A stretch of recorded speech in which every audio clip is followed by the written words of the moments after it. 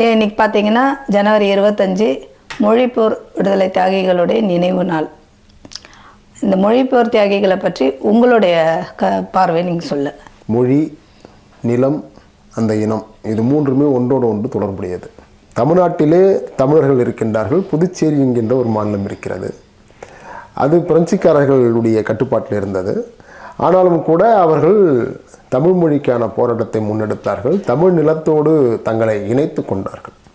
புதுச்சேரி என்பது இன்றைக்கு ஒரு யூனியன் பிரதேசமாக இருந்தாலும் கடலூர், புதுச்சேரி உள்ளிட்ட பகுதிகளிலும் வட மாவட்டமும் கொள்வினை கொடுப்பினை உறவுகள், கொள்வினை கொடுப்பினைகள் தமிழர்களாக, தமிழ்நாட்டுக்காரர்களாகவே இருப்பார்கள்.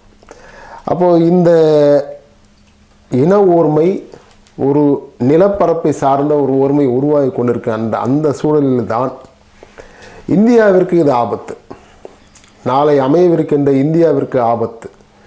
இந்த ஓர்மை என்பது மொழி வழியில் இந்திய அரசுக்கு சாதகமாக, இந்திய கட்டமைப்பு சாதகமாக உருவாக வேண்டும் என்பதற்காகத்தான் இந்தி என்பது இந்தியா முழுமைக்கும் கொண்டு வர வேண்டும் என்று அன்றைக்கு காங்கிரஸ் ஆட்சியாளர்கள், அவர்கள் பிரிட்டிஷ்காரர்களுக்கு கண்காணிகளாகத்தான் இருந்தார்கள், அவர்கள் இந்தியை திணிக்க வேண்டும் என்பது அவருடைய திட்டம்.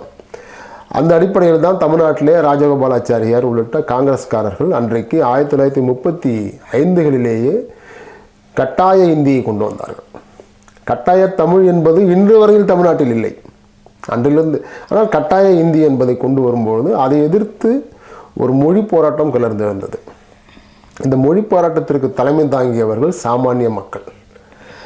இன்றைக்கு திராவிட இயக்கத்தவர்கள் சொல்லுகிறார்கள், மரம்லேடிகள், சோமசுந்தர பாரதியார், கியாப்பு விஸ்வநாத், இவர்களெல்லாம் மிகப்பெரிய செல்வந்தர்கள், உயர் ஜாதியை சேர்ந்தவர்கள், இப்படியெல்லாம் சொல்லிக் கொள்ளுகிறார்கள்.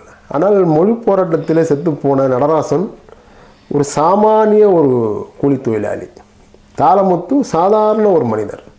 இவர்களெல்லாம் அந்த போராட்டத்தில் பங்கெடுத்தவர். 36, 37 காலகட்டங்களிலே இந்தியை எதிர்த்து தமிழ் மொழிக்காக தமிழ்நாடு தமிழருக்கே என்கின்ற முழக்கத்தை முன்வைத்து திருச்சியிலிருந்து சென்னை நோக்கி மாபெரும் பேரணி, மக்கள் கோலாகலமாக அதற்கு பங்கேற்றார்கள்.